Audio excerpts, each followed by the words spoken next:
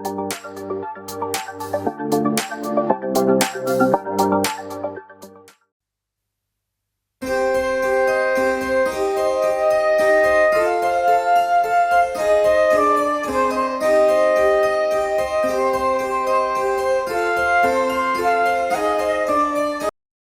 चांगल्या गोष्टी तू करत आहे आणि आज सकाळी आराधनेमध्ये आम्ही सगळ्यांनी एन्जॉय केलं. आमेन. बरेच लोक म्हणजे किती गोंधळ करतात, परंतु येशू ख्रिस्त ज्यावेळेस त्याने यरुशलेममध्ये प्रवेश केला आणि त्यावेळेस लोक इतके ओरडत होते. शास्त्रात असं लिहिलं, शास्त्री आणि परुषी त्यांच्याकडे पाहून म्हटले की यांना गप्प करा. मला पण वाटतं जर त्यांना गप्प करावं का काय, पण तेवढ्यात तू आठवलं की तुम्ही गप्प बसला तर धोंडे ओरडते आणि आम्हाला धोंड्यांना ओरडू द्यायचं नाही. आम्ही आणि लोकांना पसंत पडतं म्हणून आराधना करा. आणि जर लोकांना पसंत पडणारी आराधना केली तर पित्याला पसंत पडत नाही. म्हणून येशू म्हटलं नाही का, असे दिवस येत आहेत की म्हणून आलेच आहेत की त्यात माझे लोक माझी उपासना आत्म्याने खरीपणाने करतील. तर खरी उपासना, खरी आराधना ती बंधनं तोडलेली आराधना आहे, त्याच्यामध्ये बंधन नाही. आणि म्हणून मिखल खिडकीतनं पाहून त्या ठिकाणात म्हणते की इस्रायलाचे राजे सामान्य माणसासारखं नाचत आहे. कशासारखं? नाचणारे दोन लोक आहेत. एक एक्स्ट्रा ऑर्डिनरी लोक, म्हणजे ते हलत पण नाहीत. खांबाला अगदी मिठाचा खांब नाही का, जागा सोडणार नाही. हा सामान्य लोक आहेत. मला अनिकेत आणि तो निखिल, त्या निखिलचं नाच बघून तर मला हसाव करावं नाचला तो. खान त्याच्या धुंदीमध्ये होता आणि त्याला असं वाटलं की मला कोण बघते त्याचं काही घेणं देणं नाही, देवानं जर माझ्याकडे पाहिलं तर प्रसन्न व्हायला. प्रभू विष्णू पित्यानं मला पाहिलं तर त्याच्या तोंडातनं एक शब्द निघला पाहिजे, हा मला पसंत पडणारा. मंदिराचं बांधकाम त्या लोकांच्या द्वारे केलं जातं जे दोंडे गुन्ह्यामध्ये आहेत, आखारामध्ये आहेत. आणि परमेश्वर त्याच्या वचनानं आम्हाला आकार द्यायचा आहे. एक गोष्ट लक्षात ठेवा, जो स्वतःला राखून ठेवतो परमेश्वर त्याला कधी वापरत नाही. Praise the Lord. म्हणून म्हटलं की मला धोंड्यापासून अब्रामाची संतती निर्माण करायची. देवाला धोंड्यासारखे लोक पाहिजे. त्याला कोणी कितीही काय, बरेच वेळा होतं की काय दगडासारखं डोकं आहे तुझं, काही बोललं तर तुझ्या डोक्यात फरक पडत नाही. दगडवाना कोणाला काही, कोणी तुम्हाला किती काही नावं ठेवले, आता सुटल्यावर कदाचित एकमेकाला हसतील, तुझं नाच कसं होतं, माझं आणि दगडासारखं. याच्यापेक्षा नाचणार भारी पण मग नाचणारच आणि देवाची स्तुती करणार लोक. येशू ख्रिस्त शिष्याला शिकवण देत असताना त्याने त्याचे शिष्य तयार होण्यासाठी वेगवेगळ्या पद्धतीनं त्यांना मार्गदर्शन केलं, वेगवेगळी पद्धत. आणि मग कधी तो रानामध्ये घेऊन जात होता, गवताच्या फुलाकडे पाहायला सांगत होता. नंतर आम्ही पाहतो कधी त्या मेंढरांकडे पाहून तो त्यांना शिक्षण देत होता. माझी मेंढर माझी बाणी ऐकतील, ती परक्याच्या मागे जात नाही. जेणेकरून त्याचे शिष्य, त्याचे लोक जे आहेत ते परिपूर्ण व्हावं, ही देवाची इच्छा होती. आणि येशूनं अशाच प्रकारच्या गोष्टी त्या ठिकाणामध्ये पवित्र शास्त्रामध्ये शिष्यांना शिकवल्या. त्या संबंधाने एक वचन आपण वाचूया. मत्तयाचं शुभवर्तमान त्याचा 6वा अध्याय आणि त्याची 25 आणि 26 वचन. मत्तयाचं शुभवर्तमान त्याचा 6वा अध्याय त्याची 25 आणि 26 वचन. यास्तव मी तुम्हाला सांगतो की आपल्या जीवाविषयी म्हणजे आपण काय खावे व काय प्यावे, आणि आपल्या शरीराविषयी म्हणजे आपण काय पांघरावे, याची चिंता करीत बसू नका. अन्नापेक्षा जीव आणि वस्त्रापेक्षा शरीर अधिक आहे की नाही. याची अन्नापेक्षा जीव व वस्त्रापेक्षा शरीर अधिक आहे की नाही. अन्नापेक्षा जीव वस्त्रापेक्षा शरीर अधिक आहे का नाही. आकाशातील पाखराकडे निरखून पहा, निरखून पहा. ती पेरणी करीत नाहीत, कापणी करीत नाहीत, की कोठारात साठवीत नाहीत, तरी तुमचा स्वर्गीय पिता त्यांना खाव्यास देतो. तुम्ही त्यापेक्षा श्रेष्ठ आहात की नाही. आज येशू शिकवत आहे, आकाशातल्या पाखरांकडे पहा. म्हणतोय जर तुम्हाला आध्यात्मिक जीवन चांगलं बनवायचं असेल तर पाखरांकडे पाहायला सुरुवात. आज आम्ही पाहतो की जगामध्ये लोक पाखरांना शिक्षण देतात, नाही का? तो जर भविष्याला पाहिला तर तो पोपटाला शिक्षण देतो आणि मग तो पोपट पिंजऱ्यातून बाहेर येतो आणि बरोबर एक कागद काढतो आणि त्या कागदावरती त्या माणसाचं भविष्य आणि लोक त्याच्यावरती विश्वास ठेवतात आणि मग त्यांना असं वाटतं पोपटानं माझं भविष्य सांगितलं. पुष्कळ ठिकाणामध्ये आम्ही पाहतो की वेगवेगळ्या पक्षांना शिक्षण दिलं जातं, पण येशू ख्रिस्त पक्षांपासून शिक्षण घ्या म्हणून सांगतात. पाखरांपासून शिक्षण घ्या. आकाशातल्या पाखरांकडे पहा. नुसतं पहा म्हटलं नाही, त्यांच्याकडे निरखून पहा, त्यांच्याकडे नीट अवलोकन करा. या पाखरांमध्ये पवित्र शास्त्रामध्ये जवळजवळ 6 प्रमुख प्रकारच्या क्वालिटीज आहेत, त्या मला शिकणं गरजेचे. 6 क्वालिटीज. या चिमण्यांपेक्षा तुमचं मोल अधिक आहे. या पाखरांकडे तुम्हाला पाहिल्यावर तो म्हणतो तुम्ही कशाला चिंता करत आहात? आकाशातल्या पाखरांकडे पहा. आणि मी तसं म्हटलं की ते पेरीत नाही आणि ते कातीत नाही, तरी सुद्धा देव त्यांची गरज भागवत आहे. या पाखरांचं पहिलं वैशिष्ट्य किंवा त्यांच्यापासून मला शिकण्यासाठी पहिला गुण कोणता चांगला असेल? येशूने शिष्यांना प्रार्थना शिकवली. कोणती हो? हे आमच्या तुझं नाम, तुझं राज्य जसं स्वर्गात तुझ्या इच्छेप्रमाणे आमची. येशूने शिष्यांना शिकवलं आमची रोजची भाकर आज आम्हाला असते. परंतु तरी सुद्धा येशूचे शिष्य भाकरीच्या चिंतेमध्ये अडकलेले आहेत. येशूच्या शिष्यांकडे येशूने पाहिलं, त्याला म्हटलं की या लोकांना खाण्यासाठी भाकरी द्या. बायबल सांगतं शिष्यांनी आपले खिसे तपासले आणि ते म्हटले आमच्याकडे असणाऱ्या पैशांनी एवढे लोक तृप्त होणार नाही. आज आमची समस्या हीच आहे. कधी कधी आमच्याकडे उपलब्ध असणाऱ्या गोष्टी यातनं मला असं वाटतं आमच्या गरजा भागतील का नाही. पण तो म्हणतो आकाशातल्या पाखरांपासून शिक्षण घ्या. प्रभूची प्रार्थना खऱ्या रीतीनं आपल्या जीवनामध्ये ते आत्मसात करत आहे. ते कधी सुद्धा भाकरीची चिंता करत नाही, कारण त्यांचा विश्वास आहे ज्यानं चोच दिली तो चारा सुद्धा देणार आहे. जर देवानं मला चोच दिली मला चारा पण देणार आहे. म्हणून तो म्हटलं पाखरांकडे पहा. कधी त्या पाखराला टेन्शन आलेलं बघितलं नाही. चिमणी कधी टेन्शन मध्ये बसलेली पाहिली का हो? का चिमणी दारू पिऊन झिगायला लागलेली बघितलेली? माणसाला टेन्शन आलं, त्याला विचारलं का हो 2 घोट घेतले, काय करू? टेन्शन आलं, घेतलं हो. माणसाला टेन्शन पासून सुटण्यासाठी का आणि जगाचा मार्ग पाहतो ते दारू पितात, व्यसन करतात. पण बायबल सांगतं आकाशातली पाखरं मात्र देवावरती विसंबून राहतात. शिक्षण घ्या, देवावरती विसंबून राहायला शिका. चिमण्यांच्या पेक्षा जास्त मोल तुमचं आहे. जर चिमण्यांच्या गरजा देव भागवतो मग तुमच्या गरजा भागवणार नाही का?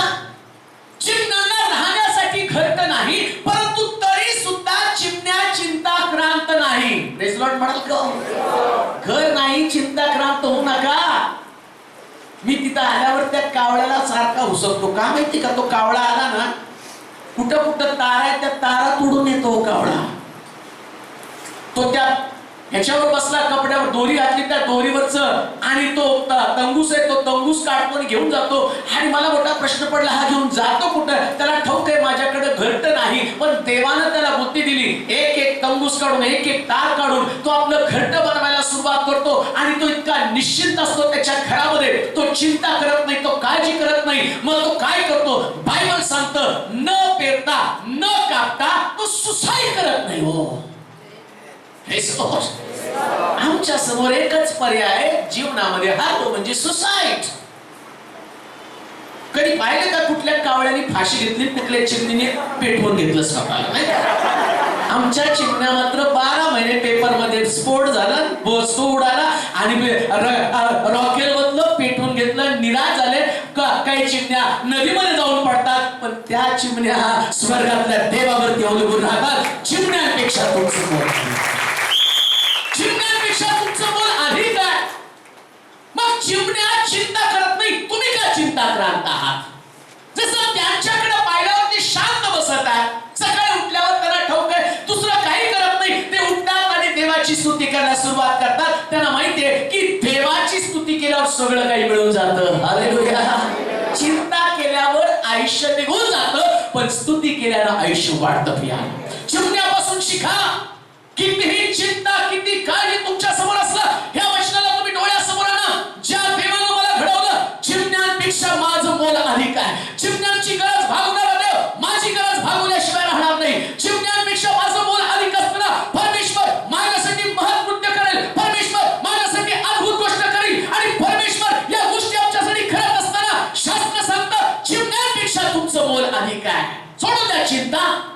थोडंसं त्यांच्यासारखं जगायला सुरुवात करा. थोडंसं त्यांच्यासारखं देवावरती अवलंबून राहायला शिका. थोडंसं त्यांच्यासारखं आणि चांगल्या प्रकारचं जीवन जगायला सुरुवात करा. कोणत्याही परिस्थितीमध्ये आपल्या स्वतःला कुठल्याही प्रकारच्या चिंतेमध्ये टाकून देऊ नका. सतत चिमण्यांकडे पाहून काहीतरी शिका. कबुतराला, बरेच लोक कबुतराला निरोप पाठवण्यासाठी वापरतात नाही का, जुन्या काळामध्ये ज्या ज्या ज्या पण ते त्याच्यासाठी नाही हो. जाताना ते सांगतं वेड्या काहीतरी माझ्यापासून शिक. एक वचन वाचा पहा, फार सुंदर आहे. मला एवढं सांगणं होणार नाही पण तरी पाहू काय काय सांगता येईल. उपदेशकाचं पुस्तक 10 अध्याय 20 वचन. दुसरी त्याच्यातली क्वालिटी आहे. आम्ही कशासाठी पाठवतो? उपदेशक 10 अध्याय 20 वचन. तू आपल्या मनातही राजाला शाप देऊ नकोस. आपल्या निजावयाच्या खोलीत सुद्धा श्रीमंताशिवाय शाप देऊ नकोस. कारण अंतरातलं पाखरू तुझे शब्द घेऊन उडून जाईल. आणि चिमण्यांकडे पहा. या चिमण्यांचं वैशिष्ट्य काय? ते उच्चारलेले शब्द घेऊन उडून जातात. हो, काय शिकायचंय चिमण्यांकडे? पाखरांकडनं काय शिकायचंय? बायबल सांगतं चिमण्या शब्द घेऊन उडून जातात. आणि ते शब्द पुढे काय वाचतात त्या ठिकाणामध्ये काय म्हटलं? ते शब्द घेऊन उडून जातील आणि पक्षी तुझी गोष्ट प्रगट करेल. काय करतील? पक्षी कुणाची? तुम्हाला माहिती का तुमच्या दारात कावळा काय येऊन बसतो? तुमचे शब्द देवाकडे घेऊन जाण्यासाठी.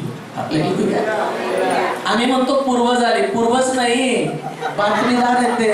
Hallelujah, hallelujah.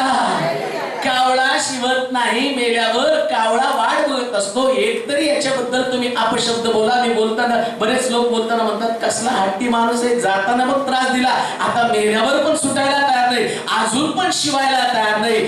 बायबल सांगतं पक्षी शब्द ऐकतात, घेऊन जातात, धाग्यावरून तुमचे शब्द प्रगट करतात. मी तुम्हाला एक गोष्ट शिकवू इच्छितो. पक्षी शब्दाला किंमत देतात. आम्ही तर देवासाठी निवडलेले लोक आहोत.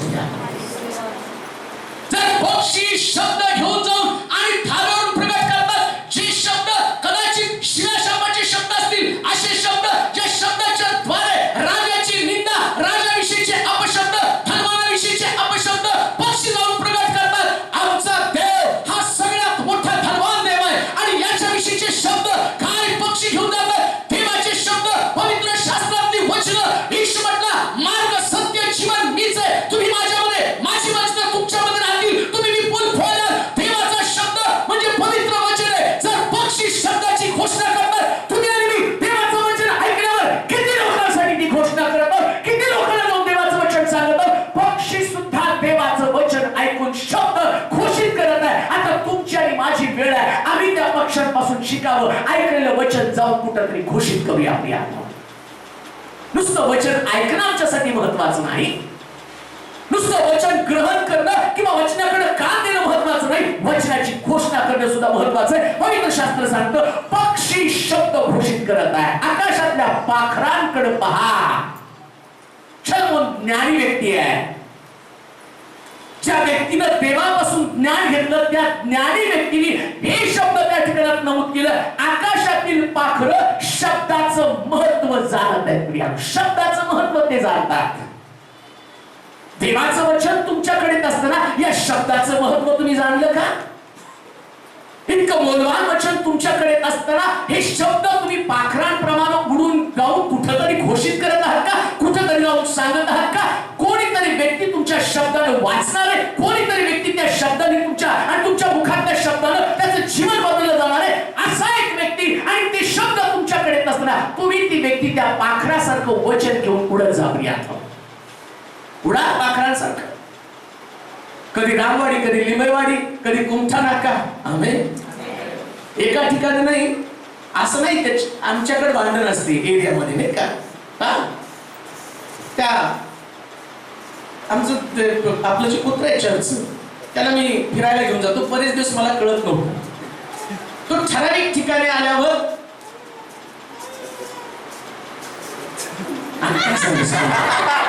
आणि सगळं विशिष्ट ठिकाणी मग मी म्हटलं हे असं काय याचं नेमकं. मग ते डिस्कवरीला पाहिलं की ते मार्किंग करतात माझ्या हद्दीमध्ये कोणी यायचं नाही.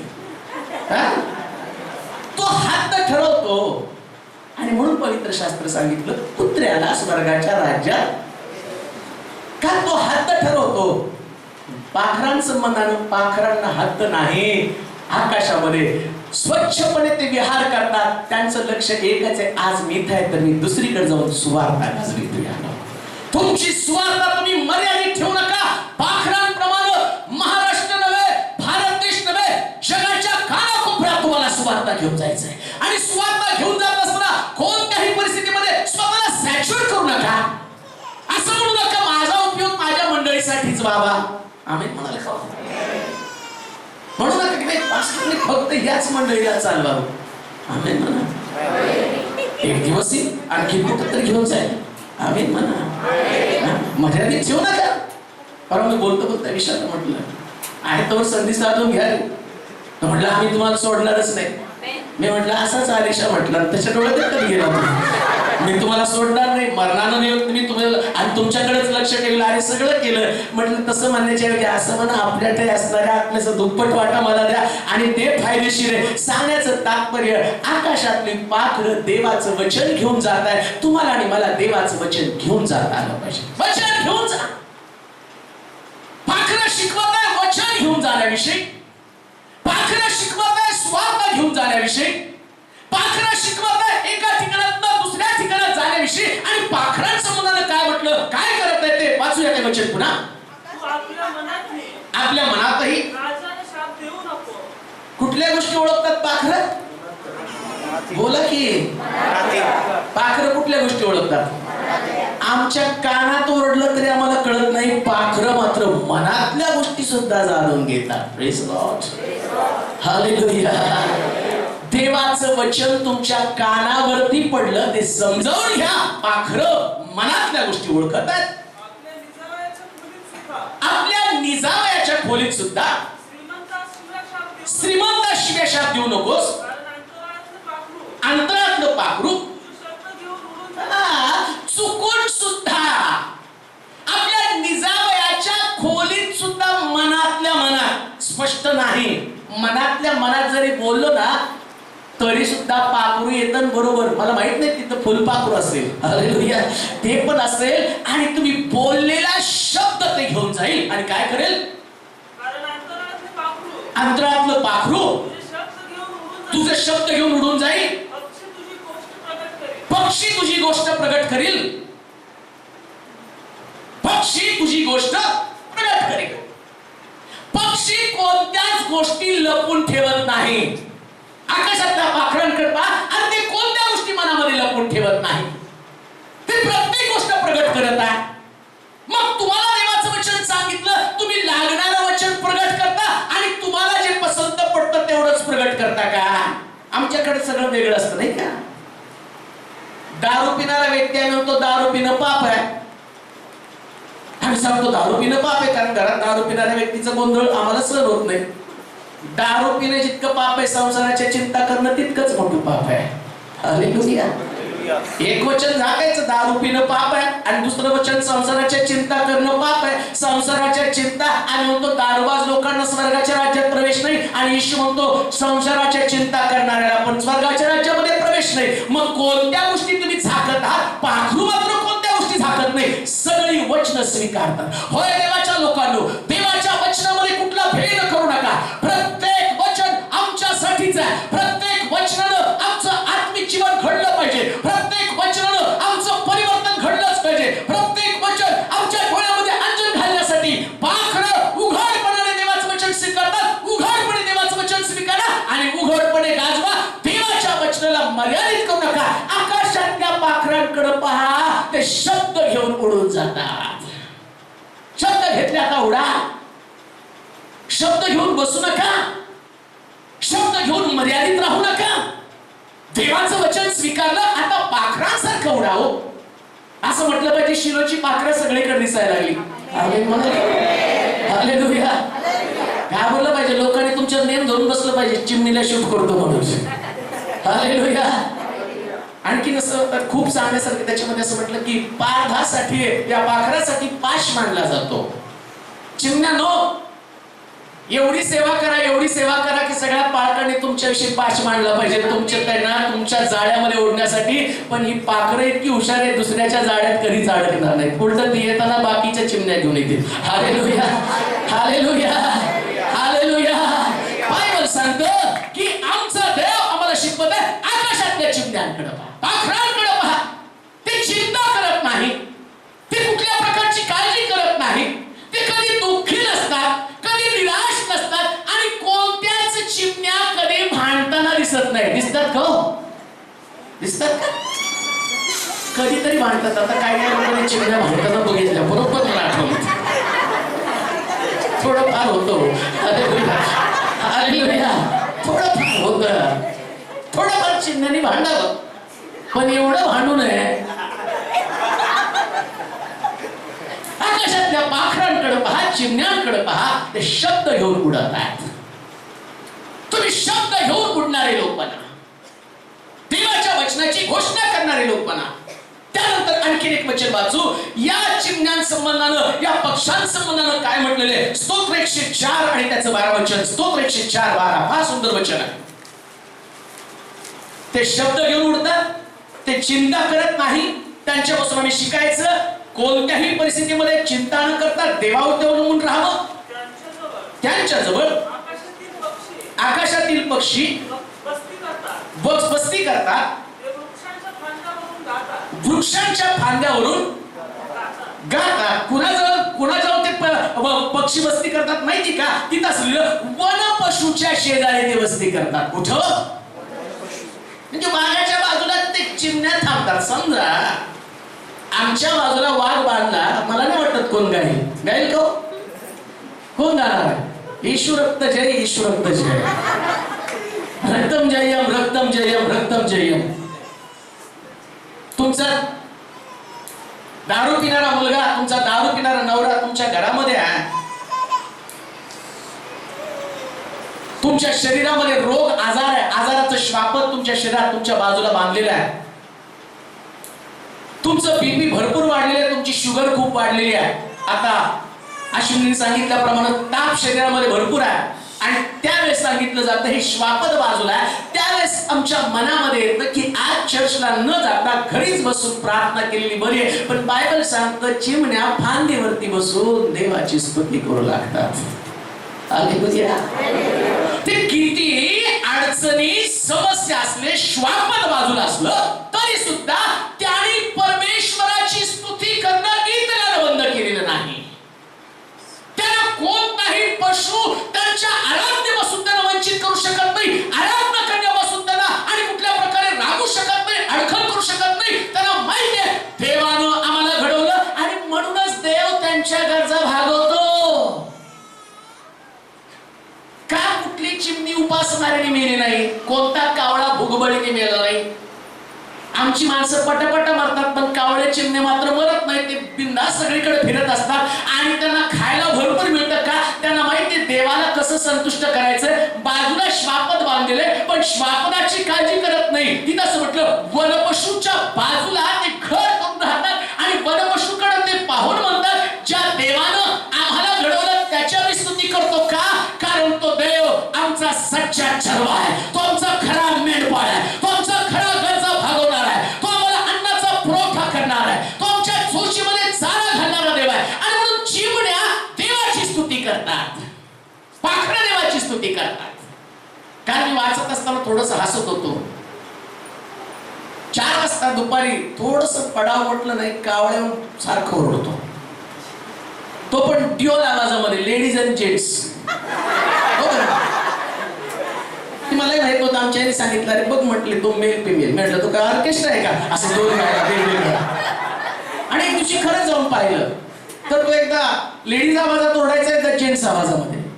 आणि मी जायचो त्याला रागवायचो, पण तो परत फिरून येऊन तिथंच बसायचा आणि परत ओरडायला चालू करायचं. त्यास मला ते आठवलं, एवढा बेसूर गातो, रागवतो तरी गाणं बंद करत नाही. यांच्यापासून शिकायचं, आवाज कसा का असेना पण प्रभूची स्तुती मात्र करायची. माझ्या आवाजाला मर्यादा नाही, माझ्या व्यक्तिगत जीवनाला मर्यादा नाही. मी माझ्या देवाची स्तुती करत असताना मी माझ्या आवाजाला करत नाही, मी आत्म्यानं करतो. प्रियानो, मला दिलेल्या कौशल्याने मी देवाची स्तुती करत नाही, मला दिलेल्या सामर्थ्याने मी देवाची स्तुती करतो. कौशल्य असो अथवा नसो, माझ्याकडे ज्ञान असो अथवा नसो, मला स्वराचं ज्ञान असो अथवा नसो, त्या कावळ्याकडे पहा, ते कोणत्याही परिस्थितीमध्ये गाणं थांबवत नाही. हालेलुया. त्या कावळ्याचं वैशिष्ट्य, त्याला दगड मारा, उडत जातो पण जाताना गप्प जात नाही, काव काव काव काव करत जातो. हालेलुया.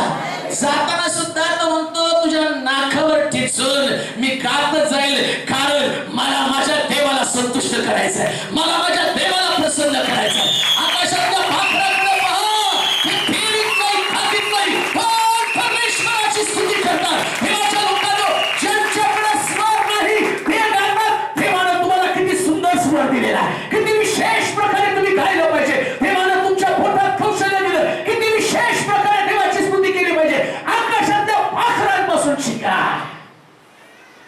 रड गाणं गात नाही. कसे ओरडतात कावळे? बोला, लाजता कशाला? बोला की जोरात, अजून जोरात. कसं आम्ही कसं ओरडतो? देखायला देखायला देखायला. प्रभू हे कमी पडलं, प्रभू राहायला घर कमी पडलं, प्रभू कपडे कमी पडले, प्रभू लेकराचे ऍडमिशनचे पैसे कमी पडले. कावळे म्हणतात नाही. आणि काव काव देवाची स्तुती असो, जो काव काव करतो देव त्याच्या गरजा भागवतो. देवाच्या लोकांनो, परमेश्वराची स्तुती करत असताना, देवाचा धन्यवाद करत असताना कधी सुद्धा निर्माण करताना विसरू नका. तुमच्या डोक्यातले शब्द एकच असू द्या, परमेश्वराची स्तुती. सर्व परिस्थितीमध्ये परमेश्वराची स्तुती आहे. मध्ये असं लिहिलं आहे, कांदो नाही का, नोहा तारवामध्ये गेला, पाणी सुकलं का म्हणून त्याने कावळ्याला पाठवलं, कावळा परत आला. दुसऱ्यांदा पाठवलं, कावळा आलाच नाही, तो प्रेतावरती बसला. आणि तेव्हापासून प्रत्येकाने उपदेश केला की कावळा हा सगळ्यात अशुद्ध प्राणी आहे. मी पण केला, कारण तो सडक्या प्रेतांवर बसला. पण तरी सुद्धा एलिया झाडाखाली बसला, त्यास परमेश्वरानं दुसऱ्या कुठल्याच व्यक्तीची आठवण केली नाही, कुठल्या पशुची आठवण केली नाही, पक्षाची आठवण केली नाही. त्यानं आठवण केली कावळ्याची. का कावळ्याची आठवण केली? त्याचं मांसावर जास्त प्रेम होतं, पण मांसापेक्षा देवाच्या आज्ञेवर जास्त प्रेम होतं. प्रिया, त्याला माहितीये देवाला दाखवून द्यायचं होतं की ज्यास मी एखादी गोष्ट ठरवतो त्या व्यक्तीमधली दुर्बलता काढण्याची ताकद माझ्यामध्ये, ज्यास मी एखाद्या व्यक्तीला माझ्या हातामध्ये घेतो त्या व्यक्तीला घडवण्याचं काम मी करत आहे. म्हणून कावळ्याच्या तोंडामध्ये मांसाचा तुकडा घेऊन आला. कावळा रडत आला नव्हता की प्रभू असं कशाला मला केलं, तुला तर माहितीये मी किती मांसावर प्रेम करतो आणि माझ्या तोंडाला पाणी सुद्धा मांस पाहिल्यावर. तुला माहित नाही का मी तारवातनं बाहेर पडलो त्यास मी आणि परत तारवामध्ये गेलो नाही, मग तू कशाला माझ्यावरती विश्वास टाकतो? मी वाटेत खाणार नाही का? देवाला माहिती होतं हा व्यक्ती माझी आज्ञा पालन करेल. देवाच्या लोकांनो, देवाची आज्ञा पालन करणारा व्यक्ती हा कधी उपाशी राहत नाही. तो देवाच्या लोकांपासून आणि मोठे आशीर्वाद वाहण्याचं काम करत आहे. कावळ्याला देवाला निवडण्याचं कारण काय? कारण तो प्रतिकूल परिस्थितीमध्ये देवाची आज्ञा पालन करतो. जेव्हा सगळीकडे दुष्काळ होता, कदाचित त्या कावळ्याला सुद्धा मांस आणि भाकरीचा तुकडा मिळत नसेल, परंतु तरी सुद्धा देवाच्या आज्ञेच्या खातर त्यानं भाकर आणि मांसाचा तुकडा घेऊन एलियाकडे तो गेला. एलियाला ते दिलं आणि एलियाकडे देत असताना फांदीवरती बसून म्हणत होता, खाव खाव तुम खाव खाव, खाव खाव तुम खाव खाय. होय देवाच्या लोकांनो, तुम्हाला मिळालं नाही तरी लोकांना म्हणा तुम खाव खाव.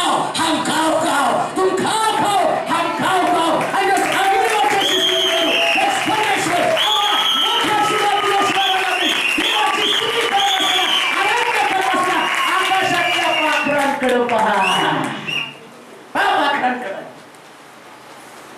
कोणता कावळा असा असेल जो दुसऱ्याच्या हातातलं बघितल्यावर त्याला बरं वाटतं नाही का? वॉचमॅनला बोलवलं, मी तिथं जेवायला बोलवलं, मी तिथं थांबतो. मला माहितीये कावळा आला तर दुसरं द्यावं लागेल असं जेवण. तरी सुद्धा कावळे देवाची आज्ञा पालन करतात. आकाशातल्या पाखरांकडे पहा. आकाशातल्या पाखरांपासून काहीतरी शिका. देवाची स्तुती करत असताना बाजूला काय आहे याचा विचार करू नका. आमेन. कसं केलं? श्वापद बाजूला बांधलेला आहे, जंगली श्वापद. असू द्या तुमच्या बाजूला आजार, तरी देवाची स्तुती करा. हालेलुया. भीती आहे.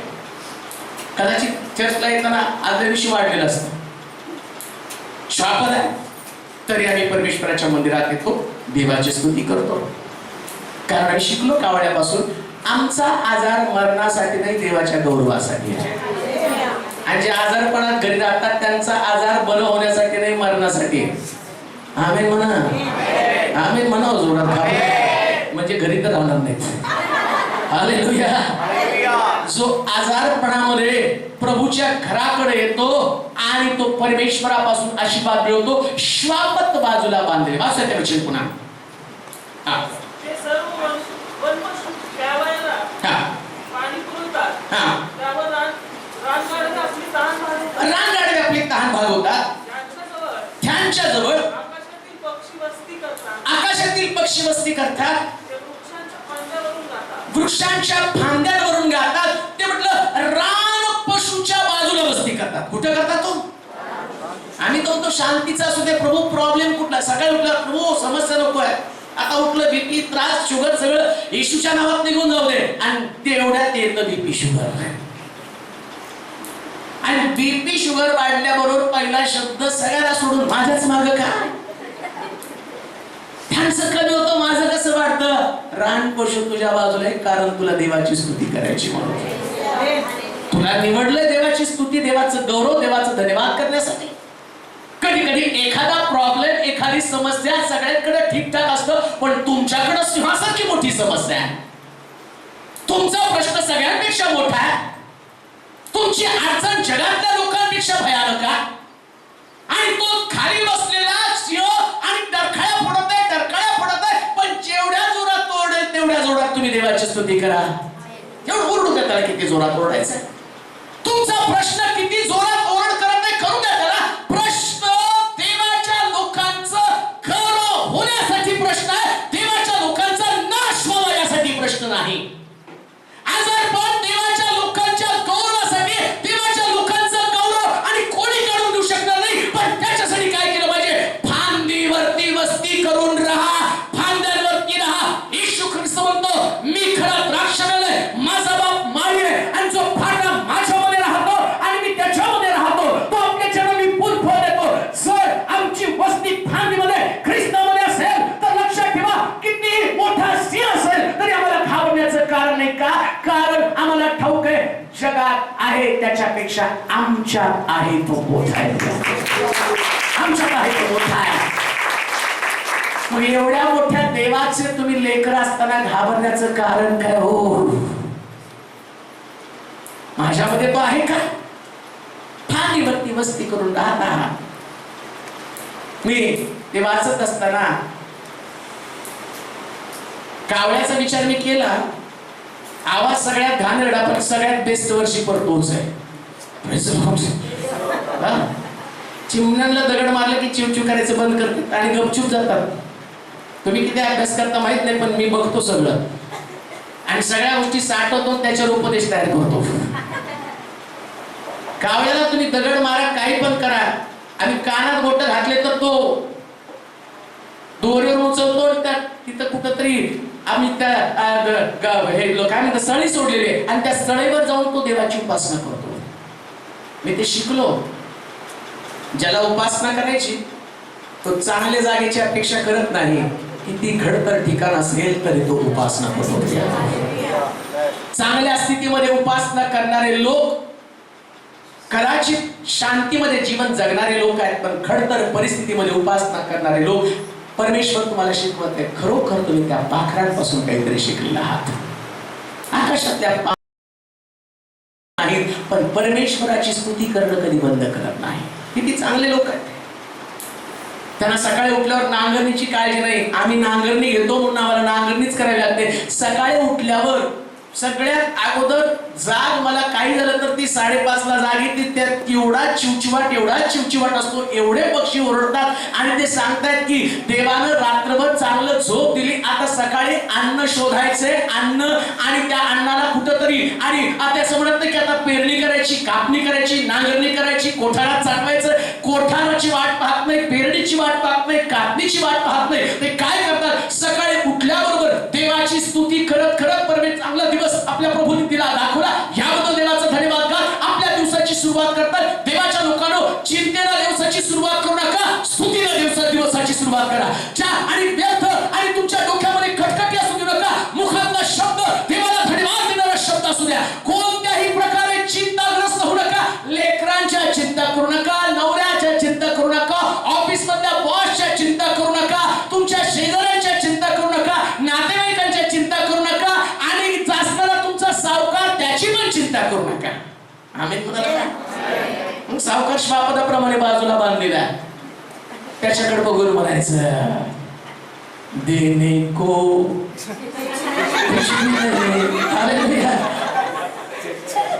आणि मग पुढं करू मग आराधना गपचूप तोंड घेऊन जाईल. देने को कुछ नाही, पण जे आहे ते फक्त प्रभूला देतो.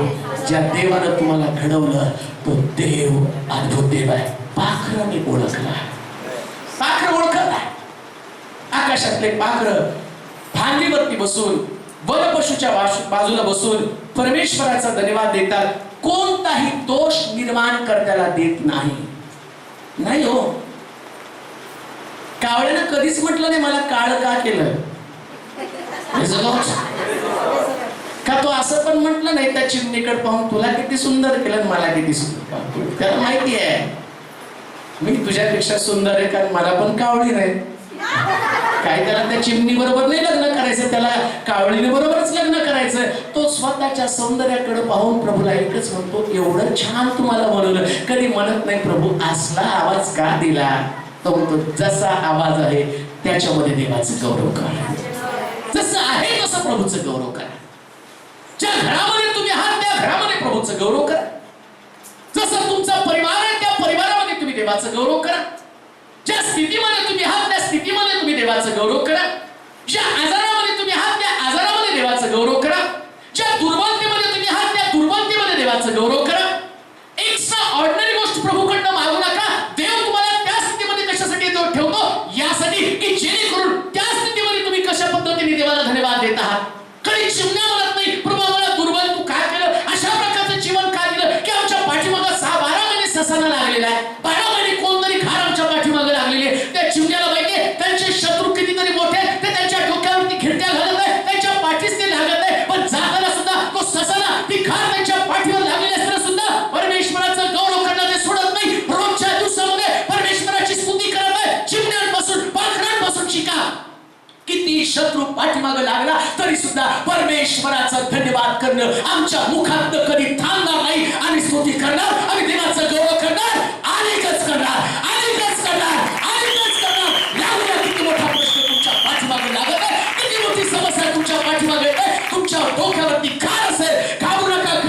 खारीपेक्षा मोठा देव तुमच्या डोक्यावरती, त्याचा हात तुमच्यावरती आहे आणि तो देव त्या हातामध्ये घेऊन तुम्हाला उडणार अशा पद्धतीने उडेल की लोक तुमच्याकडे पाहून म्हणतील यांचा देव सामर्थ्यशाली. पाखरांकडे पहा, ते कुठल्या प्रकारची भीती बाळगत नाही.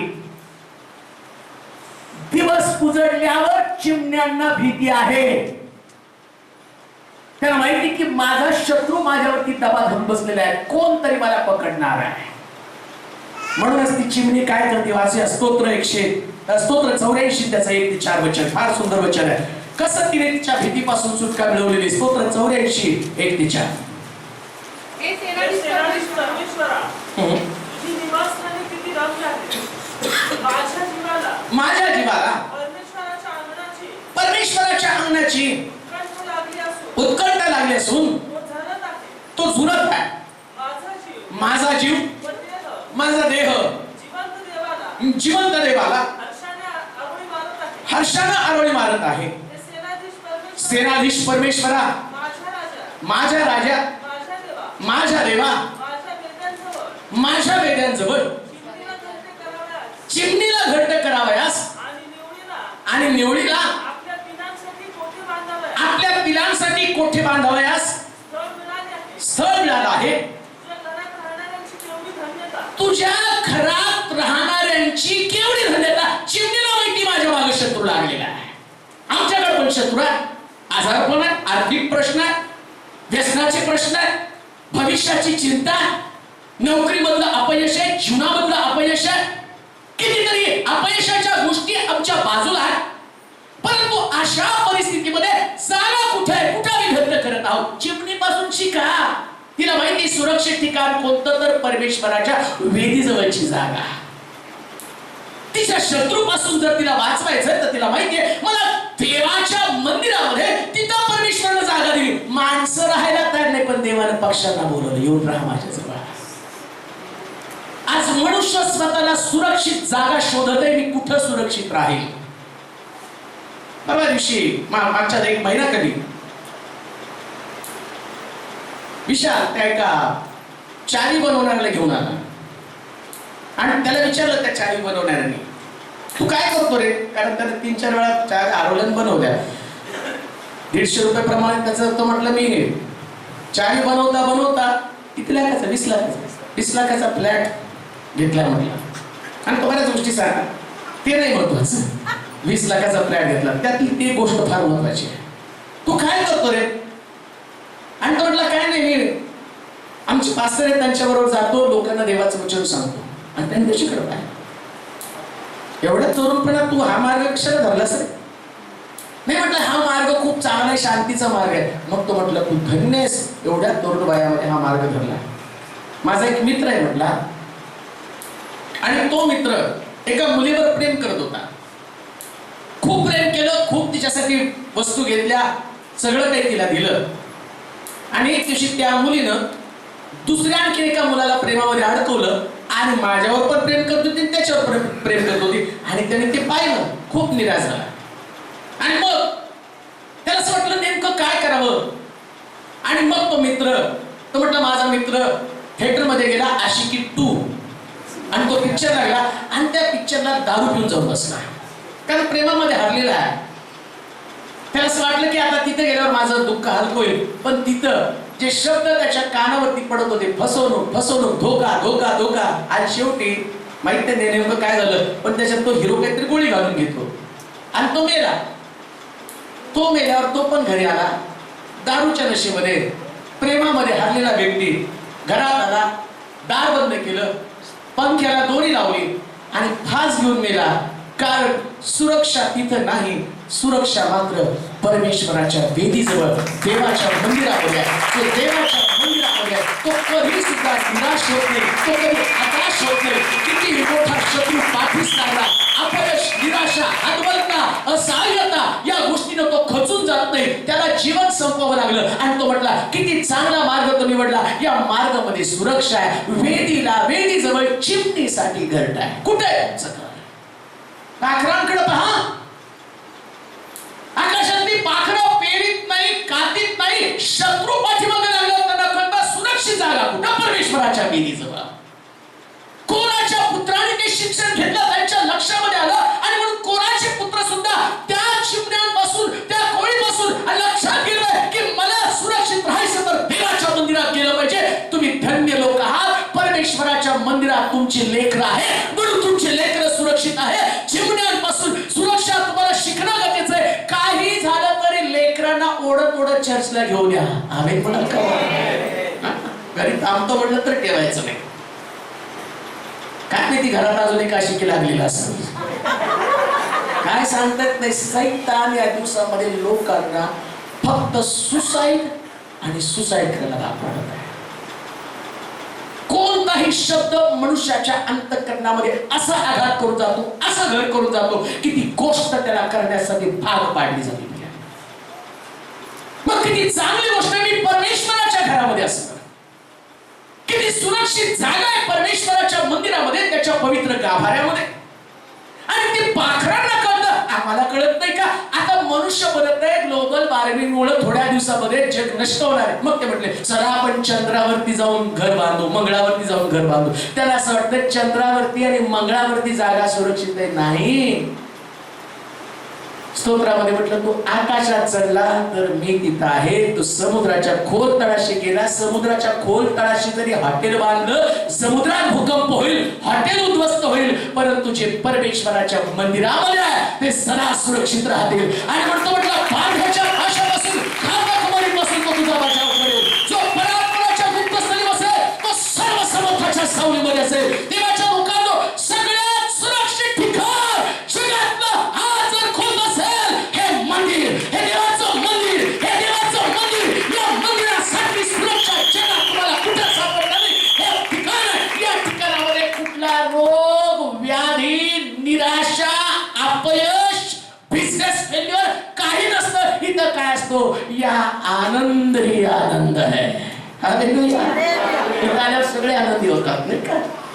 मुलं म्हणतात पास्टर अजून एक चर्च करा. घरी गेलो करमत नाही का? इथं परमेश्वराचं सानिध्य आहे. इथं आनंद आहे. इथं आल्यावर इतकं सुरक्षा वाटते. कोण इथं बसलं? वाटली का शुगर तुमची? किती तर शुगर वाल्याचे अर्धे निम्मे. तो विषय पण म्हणतो घरी गेली की मला काय वेळ वाढते. म्हटलं तुझ्यासाठी 24 तास इथे चर्च चालू करतो, 24 तास मी प्रीच करतो. इथं आल्यावर काही होत नाही हो. घरी गेलं शत्रू बोलवतो, पण लक्षात ठेवा परमेश्वराचं सानिध्यच आम्हाला घरी घेऊन जायचंय. हालेलुया. हालेलुया. देवालाच घेऊन जायचं. मी तर सोडून जाऊ नका त्याला. परमेश्वराला आपल्या संगती आपल्या घरी घेऊन जायचं. आता घरी परमेश्वर आहे म्हणजे कुठं आहे? तिथं पण मी वेदीचं बघा. इथं वेदी टाकून द्यायची नाही, वेदीला आपल्या संगती यायचं. म्हणून तर परमेश्वराने इस्रायल लोकांना सांगितलं माझ्यासाठी एवढ्यात निवास करू नका. मग काय? तंबूमध्ये तुम्ही जिथं राहाल तिथं मी तुमच्या बरोबर राहणार.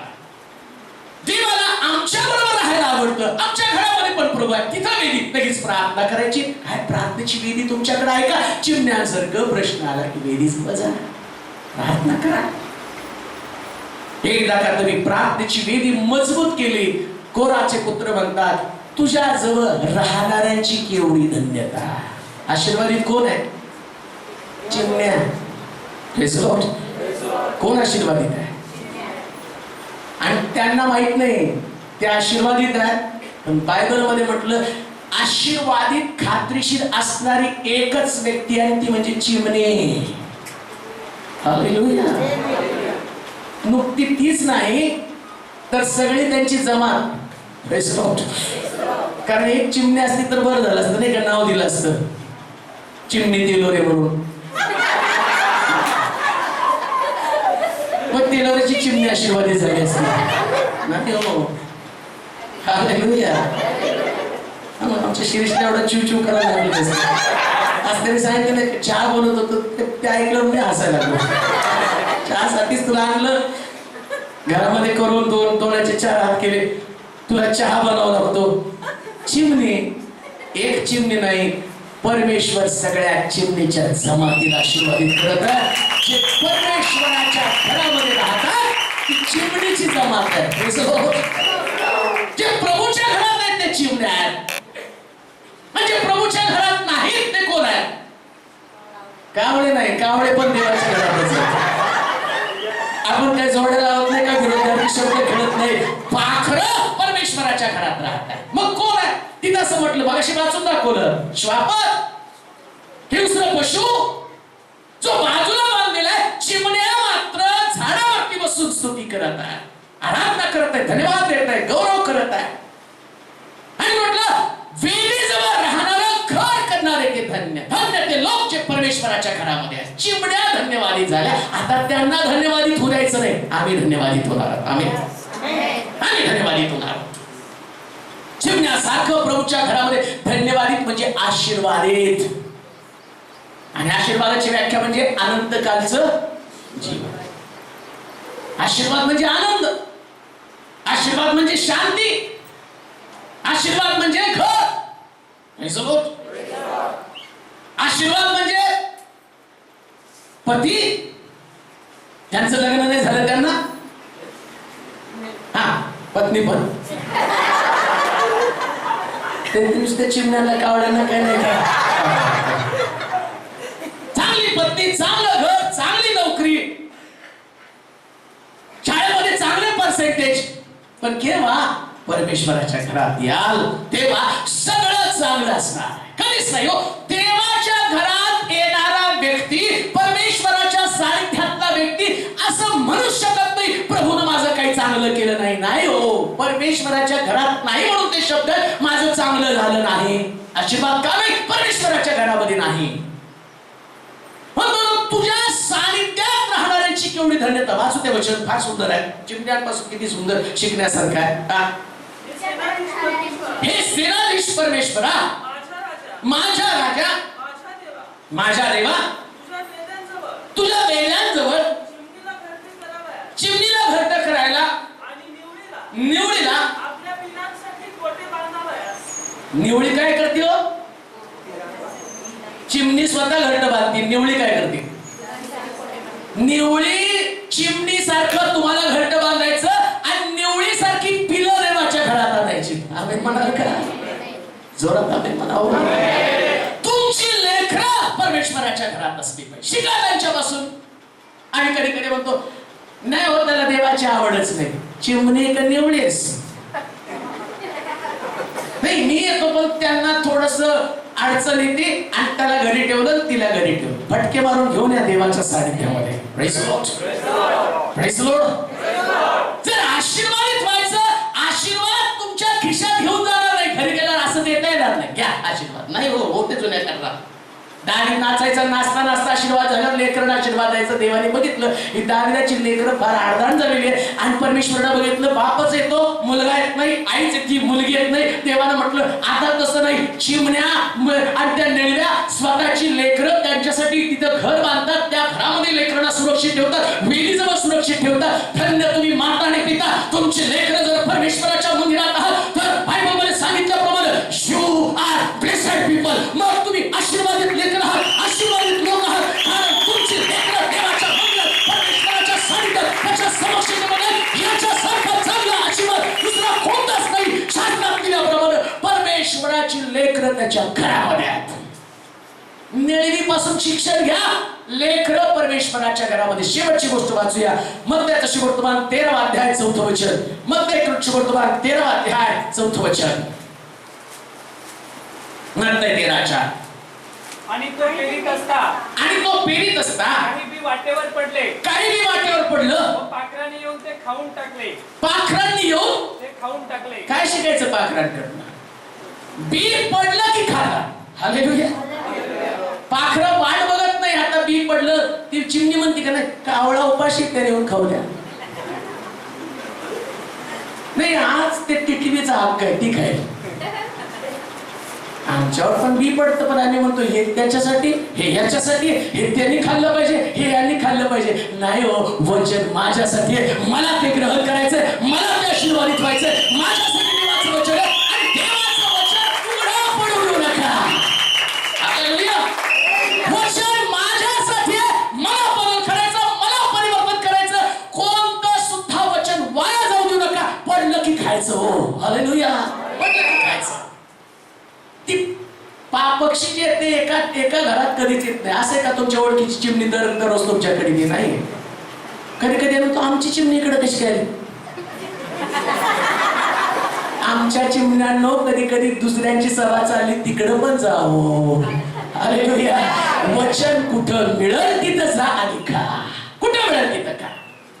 वचन मिळालं की पळत राहा, पण याचा अर्थ कसलंही खाऊ नका. हालेलुया. नाही तर मग चिमडून बाप्तिस्मा, बुडून बाप्तिस्मा, पवित्र आत्मा नाही, पवित्र आत्मा आहे आणि अमक तत्व तमक तत्व नाही. चांगलं सकस अन्न खायला सुरुवात करा. चिमणी वाटेवरती पडलेलं बी खाते. देवाचं वचन हे बी प्रमाण आहे. तिथं लिहिलं देवाचं वचन बी प्रमाण आहे. मग वचन पडत नसताना तुम्ही घरामध्ये आहात का? चिमण्या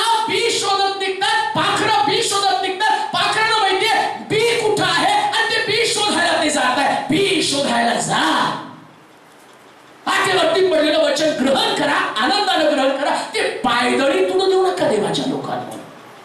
वचन ग्रहण करण्यासाठी आतमध्ये जा. बी खाऊन टाकतात म्हटलेलं आहे. बघत बसतात का? किती चिमणे ते नुसतं वचन बघत बसतात. काय करतात?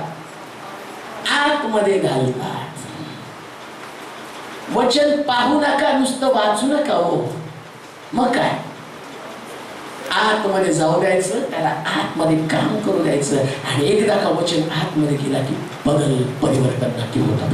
बदल आहे, परिवर्तन आहे.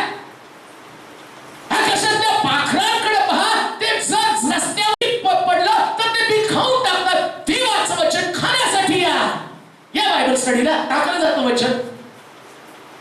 नुसतं ऐकू नका, बायबल स्टडीला येऊन ते वचन ग्रहण करता आलं पाहिजे. सभांमध्ये जा, देवाचं वचन. सोमकर आले, काल मी गेलो, खूप सुंदर सभा झाली. ते आशीर्वादी झाले, रडत सांगायला आले. छान वचन त्यांनी ऐकलं, उत्तेजित झालं. आणि आलेल्या त्यांच्या तोंडात एक शब्द, एवढ्या चांगल्या मंडळीत प्रभूंनी मला ठेवलं, मी देवाचे आभार मानतो. का तर वचन आहे. ते वचन बोलतं, ते वचन आम्हाला आमच्यातल्या उणिवा चुका दाखवतं, ते वचन आम्हाला हलवतं, आमच्या जीवनातली बंधनं तोडण्याचं काम करतंय. वचन ग्रहण करा, वचन ऐकायला महत्व द्या. आपल्या घरामध्ये बसू नका, वचनाचा शोध घेत नाही का. आकाशातल्या पाखरांकडे पहा, त्यांच्यापासून शिका. ते वचन ग्रहण करायला जातात, बी शोधायला जात आहे. बी शोधणं काम आहे, पेरणं काम नाही, कापणं काम नाही. म्हणून चिमण्या म्हणतात काही नाही. जसं पेरत नाही, कापत नाही देवा, पाऊस पाठवायच्या ऐवजी, गारा पाठवायच्या ऐवजी गहू ज्वारी स्वर्गात टाक. आम्हाला कसं वाटतं नाही का, असेल किंमत देईल पलंगावर, नाही का. त्याला असलं तर देईल, तो नसेल तर मी त्याच्यावर विश्वास ठेवणार नाही. असेल नसेल हे तुमच्या पुरतं मर्यादित आहे. तू आहे, होता, आणि तो युगायुग असणार आहे. तो काल होता, वाज आहे, युगायुग असणार आहे. आणि युगायुगीचा देव तुमच्यासाठी वचन टाकण्याचं काम करत आहे. रविवारी वचन टाकतो, सोमवारी टाकतो, सेल ग्रुप मध्ये तो टाकतो. मला आनंद वाटतो. टाळ्या वाजवा लेडीज साठी, नाही का. गेल्या गुरुवारी त्यांची प्रेयर नव्हती, पण सेल ग्रुपला ते प्रार्थना आले. कारण त्याला माहितीये कोणतरी बोलेल, पण आपली भूक तर भागेल ना. वचन गोळा करणाऱ्या चिमण्यांसारखं बना, बी जमा करत फिरा. वेळ मिळाला की घरी थांबू नका, फोन करा. आज सुद्धा प्रार्थना आहे. सगळ्यांचे ते दिले का फॉर्म, सगळ्यांना नंबर वगैरे द्या, सगळ्यांना लिहून जन्मतारीख नंबर फिरवा ते कागद. तेच खास तुमच्यासाठी स्पेशल आहे. सगळ्यांची जन्मतारीख, नाव, फोन नंबर, पत्ते लिहून द्या त्याच्यामध्ये. कशासाठी हो, कुठं तरी तुम्हाला ते बी मिळेल. त्याच्याविषयी आम्हाला काळजी, तुम्ही तृप्त व्हावेत. आम्हाला काळजी की तुम्ही त्या वचनानं निराशा निघून जाती. त्या वचनानं मनुष्याचं अंतःकरण कणखर बनतं. ते वचन मनुष्याला सांत्वन देतं, धैर्य देतं, त्याच्यातली निराशा काढण्याचं काम करतं. जीवन जगण्यासाठी एक प्रकारची आशा निर्माण होते. फक्त वचन करतं प्रिया. माणसामध्ये जगण्याची आशा जर कोण निर्माण करत असेल तर परमेश्वराचं वचन. त्याच्यातली निराशा घालवण्याचं काम करत असेल परमेश्वराचं वचन. हरलेल्या व्यक्तीला पुन्हा एकदा उभं करण्याचं काम करतं परमेश्वराचं वचन. आत्महत्येपासून बाहेर काढणार असेल देवाचं वचन. घराला शांती, कुटुंबाला आनंद देणारं कोण असेल देवाचं वचन. आणि त्या देवाच्या वचनाला वाटेवरती पडू देऊ नका. जा, घ्या देवाचं वचन. जिथं मिळेल तिथं देवाचं वचन घ्या. चिमण्या, पाखरं वचन शोधत आणि बी शोधत फिरता. तुम्ही देवाचं वचन शोधत फिरत आहात का? का तुम्ही एकदा खाल्ल्यावर शांत बसता? आकाशातल्या पाखरांकडे पहा, त्यांच्यापासून बोलगा. तिथे म्हटलं निरखून पहा. निरखून हा शब्द वापरले. नुसतं पाहू नका. पाहण्यात दोन प्रकार आहेत. पक्षी निरीक्षण, नाही का. काही लोक नुसते पक्षी पाहतात आणि कलर सांगतात. हा पक्षी इकडचा आहे, तो तिकडचा. आपल्याकडे कुठला पक्षी? दानच काय, माडोक. माडोक पक्षी किती आले किती गेले नाही हो. किती आले किती गेले याच्यापेक्षा किती निखाललं महत्वाचं आहे. किती पक्षी काय खात आहे त्याला महत्वाचं आहे. देवाचं वचन पक्ष्यांसारखं ग्रहण करा, शोधा. जिथं मिळेल तिथं शोधा. त्याच्यासाठी वेळ काढा. जो देवाच्या वचनाला वेळ देतो परमेश्वर सगळा वेळ त्याला देतो. जो व्यक्ती देवाच्या वचनाला वेळ देत नाही, देव त्याला कधीच वेळ देत नाही. दुसऱ्या भाषेमध्ये असं म्हणेल, देव त्याच्या वेळेला उपयोगी पडत. मग तो परमेश्वर माझ्यावर फार वाईट वेळ आहे. बरं झालं. जो व्यक्ती देवाच्या वचनाला वेळ देतो त्याच्या जीवनात कितीही वाईट वेळ आली, वचनाच्या द्वारे ती वेळ परत तुमच्यासाठी चांगली बनते. परत चांगली होती, परत एकदा तुमचं पुनरुज्जीवन होतं, पुन्हा एकदा तुमची पुनर्बांधणी होती, पुन्हा एकदा तुम्हाला बरकत, आरोग्य, शांती, समाधान, सुटका, सर्व प्रकारची विपुलता तुम्हाला प्राप्त होती. का? कारण वचनाला महत्व आहे. वचनाला वेळ द्या. आकाशातल्या पाखरांकडे पहा, त्या चिमण्या आणि रस्त्यावर ते पडलेलं बी खातात का बी? शेवटची गोष्ट वाचू, लास्ट एकच मुद्दा म्हणजे ते कंप्लीट होऊन जाईल. उत्पत्तीचं पुस्तक 7 अध्याय 14 वचन. उत्पत्ती 7:14. आणि प्रत्येक जातीचे वन पशु, प्रत्येक जातीचे ग्राम पशु, प्रत्येक जातीचे वर पशु, प्रत्येक जातीचे ग्राम पशु, प्रत्येक जातीचे रांगणारे रांगणारे आणि प्रत्येक जातीचे उडणारे प्राणी, उडणारे प्राणी, आणि सर्व जातीचे पक्षी, सर्व जातीचे पक्षी. बरेच लोक म्हणत होते की उडतात कोण? पक्षी, प्राणी उडतात का? आणि बरेच लोक म्हणतात डायनोसॉर उडत होते, पण बायबलमध्ये लिहिलंय उडणारे प्राणी. डायनोसॉर प्राणी का पक्षी आहे? प्राणी. पण तो प्राणी पवित्र शास्त्रात लिहिला, उडणारा डायनोसॉर अस्तित्वात होता आणि उडणारे प्राणी सुद्धा तारवामध्ये आले. आता ते सांगत बसलं तर वेळ जाईल. मुख्य भाग कुठले? सर्व जातीचे पक्षी, सर्व जातीचे पक्षी तारवात गेली. कोण गेले हो तारवामध्ये? पक्षी गेले. आणि माणसं आकाशातल्या पाखरांकडे पहा, पक्षी तारवात जातात हो, पण माणसं मात्र तारवात जायला तयार नाही. पक्षी वेदीजवळ राहतात, मनुष्य वेदीपासून दूर आहे. पक्षी आणि बी खातात, पण मनुष्याला बीचं महत्व नाही. पक्षी देवाची स्तुती करतात, पण मनुष्य देवाची स्तुती करू शकत नाही. पक्षी देवाचा धन्यवाद गातात, पण मनुष्य देवाचा धन्यवाद गाऊ शकत नाही. बायबल सांगतं पक्षी तारवात गेले, पक्ष्यांनी स्वार्थेवर विश्वास ठेवला. किती अवघड गोष्ट आहे. 2 चिमण्या पकडायची तर त्या माणसाला कितीतरी मेहनत घ्यावी लागते, नाही का? मला शिरीषला सवय होती, मी बंगला सांभाळायला होतो, पण नाही बुलबुल पकडायचो. ते बंगला होता, त्या बंगल्यामध्ये काय करायचो, एक घमेल, त्या घमेलीला काडी लावायचो आणि त्याच्या खाली दाणे टाकायचो. बुलबुल लाल पक्षी आम्हाला खूप आवडायचा. मग ते आम्ही बसताना पण चादर बिदर घेऊन बसायचो, त्याने आम्हाला ओळखू नये म्हणून, लांब लांब. मग दाणे टाकलं तिथे आले ते ओढायचो, पण ते पण उडून जायचे पक्षी. म्हणजे पक्ष्यांना त्या झापाखाली आणणं कठीण आहे, पण नोहाने सांगितलेल्या सुवार्तेवर पक्ष्यांनी विश्वास ठेवला, ते तारवामध्ये आले. किती कठीण भयानक गोष्ट आहे. पक्षी स्वार्थेवर विश्वास ठेवतात, पण मनुष्य स्वार्थेवर विश्वास ठेवत नाही. पक्ष्यांनी आपलं ठिकाण सोडून तारवामध्ये आले. एक दिवस पक्षी चर्चमध्ये येतील, पण विश्वासणारे चर्चमध्ये असतील का नाही या गोष्टीविषयी शाश्वती नाही. प्रभूला म्हणून म्हटलं, मी आल्यावर मला विश्वास ठेवणारे पृथ्वी तलावरती आढळतील का? येशू ख्रिस्त अतिशय शोकानं खेदानं म्हटला, मनुष्य मात्र मध्ये मला विश्वास आढळेल काय? पक्षांना विश्वास.